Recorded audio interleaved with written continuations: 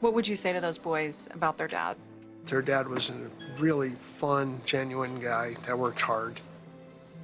And those kids will be okay. Eric taught them right. They are smart, strong kids. They'll be okay.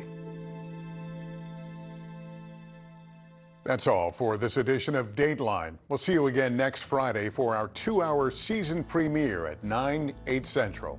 I'm Lester Holt. For all of us at NBC News, good night.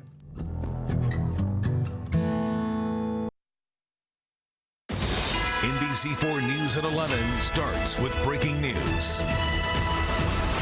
And that breaking news tonight, a sign that a deal may be near. Writers in the studios will hold a rare Saturday session to continue negotiations with the end goal to end this strike. Hope was already high on the picket lines today. This was actually the longest stretch with both sides at the bargaining table since the beginning of the strike. NBC4's Robert Kovacic live in Sherman Oaks with some new information for us. Robert?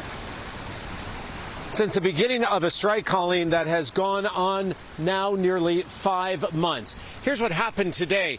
They started meeting behind me at AMPTP headquarters at 11 a.m. They didn't finish until 8:30 tonight. But even that marathon bargaining session couldn't get it done. Now, whether it's not wanting to lose momentum, whether it's knowing they may have to wait till after the long weekend due to the Jewish holiday, or keeping key players locked in, whatever the reason, they are meeting tomorrow, and tomorrow could be the day. Will it be a weekend of worry or writers' relief? All of Hollywood hopes there's a deal and, frankly, expects that there will be a deal. A source close to the negotiations tells NBC4 progress was made today, but no deal yet. And so ends 3 straight days of negotiations between the Writers Guild of America and the Alliance of Motion Picture and Television Producers, which represents streaming services and studios, including Comcast, the parent company of NBC Universal. Plus, for the 3rd day in a row, the CEOs of 4 of the 8 members were in the room personally today negotiating. And that's a big deal. Disney's Bob Iger, Netflix's Ted Sarandos, Warner Brother Discovery's David Zaslav, and NBC Universal's Donna Langley. Will they return to close a deal tomorrow, or if the talks stretch beyond? I don't know how long they're going to be able to be there every day. That's another factor here. If they go into next week, perhaps it won't be in person, and that's a setback. Saturday's sit-down will tick by hour. The WGA tells its 11,000 members tonight as we continue toward a deal writers deserve. Now, the one question we still don't have an answer to this evening, Colleen, we do not know if those 4 CEOs will be in attendance tomorrow. Live tonight here in Sherman Oaks, I'm Robert Kovacic. Let's go back to you. All right, Robert, thank you. Comcast, the corporation that owns our parent company, NBC Universal, is represented by the Alliance of Motion Picture and Television Producers, and some of the employees of the NBC News Group are represented by the WGA and SAG-AFTRA. We have more breaking news tonight. It has happened again for the 2nd night in a row. Someone in a wheelchair has been hit and killed crossing the street.